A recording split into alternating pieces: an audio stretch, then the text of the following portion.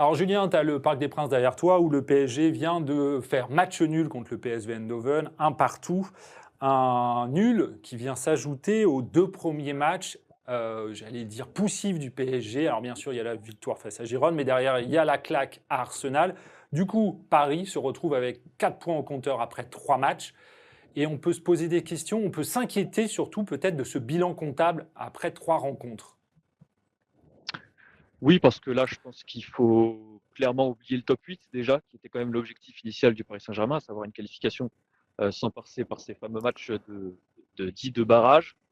Le top 24 est encore à portée largement, il reste 5 matchs, donc Paris devrait y être. Le seul problème, c'est que Paris devait prendre beaucoup plus de points, en tout cas au moins 2 de plus sur ses 3 premiers matchs, parce qu'il a affronté le PSV Eindhoven et Girone, et qu'il va se frotter à des clubs d'un plus grand standing. Donc là, c'est problématique, c'est un petit peu inquiétant et c'est même préoccupant. Et c'est Luis Enrique qui l'a dit en conférence de presse, lui qui d'habitude a plutôt tendance à minimiser les choses. Là, il dit qu'il est préoccupé par cette situation comptable et que le calendrier du Paris Saint-Germain avec les champions n'est pas franchement rassurant.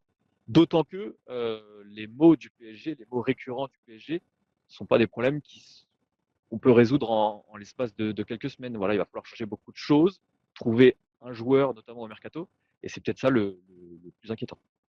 Oui, c'est ce que tu dis, parce qu'on le rappelle, derrière, il y a l'Atlético Madrid qui arrive, il y a le Bayern Munich, alors après c'est Salzbourg, mais Manchester City début janvier. Forcément, ça fait des affiches où, de ce qu'on voit du PSG pour le moment, il va falloir aller chercher des points et ça va être un peu difficile. Après, moi, je ne suis pas forcément inquiet sur la qualification, j'allais dire, parce que, évidemment, on le sait, il y a les playoffs. Pour les playoffs, il faut encore aller chercher deux victoires sûrement. Je pense que Paris, entre Salzbourg, même si c'est à l'extérieur, ou Stuttgart, a les moyens évidemment d'aller s'imposer là-bas, même s'il faudra évidemment qu'ils montrent autre chose et qu'ils arrivent enfin à mettre des buts.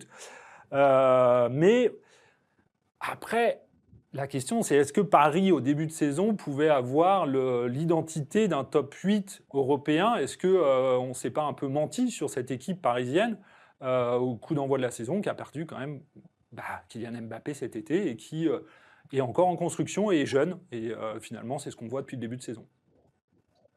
Oui, je pense que tu as raison. Je pense qu'on avait cet avis un petit peu biaisé par le passé récent du Paris Saint-Germain, pour lequel c'était assez facile de se qualifier. Alors, même si on n'était pas sur la même formule, mais effectivement, on est sur une nouvelle ère, un nouveau PSG où il faut être patient.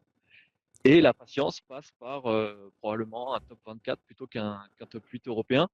D'autant que l'autre argument qui peut être défavorable au PSG, c'est que certains gros clubs ont un petit peu plus de mal à faire le plein de points. Et que du coup, ça risque d'être des matchs assez tendus face au Paris Saint-Germain. Donc oui, il faut probablement faire une croix sur le top 8, notamment au vu du contenu parisien, en tout cas de son inefficacité. Et il faut espérer que le Paris Saint-Germain fasse le plein contre des clubs comme Salzbourg et contre Stuttgart. Alors Julien, tu étais au Parc des Princes pour suivre ce choc, ce duel de Ligue des Champions entre le PSG et le PSV Eindhoven qui a fini par un match nul avec des conséquences qui peuvent être lourdes sur le long terme. Mais là, ce qui interroge plus, c'est peut-être les choix de Lucien Riquet parce qu'il y a eu des choses qui n'ont pas été dans le bon sens ce mardi soir. Oui, ce qui n'est pas allé dans le bon sens, c'est les phases offensives, l'efficacité, ou plutôt l'inefficacité du Paris Saint-Germain. Alors les choix, Glenn, est-ce qu'il y avait mieux à faire en attaque notamment, mieux que mettre Kanginli en numéro 9, peut-être Colomwani, mais Colomwani qui est à court de confiance, en crise de confiance. Là où je peux te rejoindre, c'est que la crise de confiance, il a certainement une part de responsabilité, Luis Enrique, parce qu'on voit que ça fonctionne moins en équipe de France. Mais sinon, derrière, il n'y a pas beaucoup de choix. Gonzalo Ramos n'est pas encore revenu de blessure. Donc, difficile de faire beaucoup mieux en attaque. Est-ce qu'il ne faudrait pas aussi responsabiliser les joueurs, pardon. Non, je suis totalement d'accord avec toi. Moi, ce qui me dérange un peu, c'est qu'évidemment, tu as raison, il n'a pas énormément de choix. Alors après, il s'acharne un peu à faire jouer un faux neuf devant, avec, tu me l'as dit, Kanglingi ce soir. Il y a eu Asensio avant, alors avec plus ou moins de réussite. Mais visiblement, en Ligue des Champions, ça passe pas, ça. C'est-à-dire que là, il y a quand même le PSG touche ses limites et fait preuve d'une inefficacité devant le but qui est quand même coupable. et qui peut payer, qui va se payer cher et qui se paye cash à l'heure actuelle. Alors moi, évidemment, tu as raison, Gonzalo Ramos est blessé. Je pense qu'avec lui, peut-être que Luis Enrique aurait d'autres choix, mais je suis même pas sûr. Est-ce qu'il ferait vraiment jouer Gonzalo Ramos? J'ai des doutes. Je pense, mais avec Luis Enrique, je me méfie parce qu'il n'arrête pas de le dire. Il aime les joueurs polyvalents, il aime les joueurs qui peuvent jouer à plusieurs postes, montrer des profils différents, évoluer à droite, dans l'axe, etc.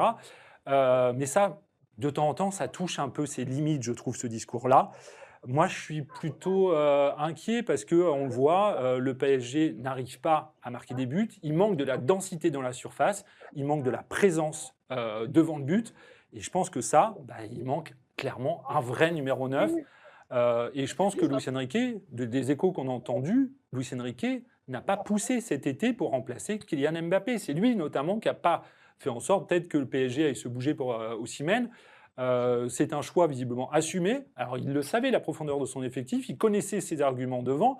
Bien sûr, il ne pouvait pas penser que Gonzalo Ramos allait se blesser aussitôt, mais c'est lui tout ça. C'est lui qui, encore une fois, Randal Colomani, quand il le fait rentrer, il le met sur un côté. Et moi, je trouve qu'au bout d'un moment, c'est bien beau, mais il est quand même un peu coupable là-dedans, Luis Enrique. Je pense qu'il est un peu à l'origine de cette inefficacité devant le but du PSG. Ouais, ce qui est un petit peu inquiétant, c'est qu'évidemment, on lui a posé la question en conférence de presse. Le sujet est beaucoup revenu en conférence de presse.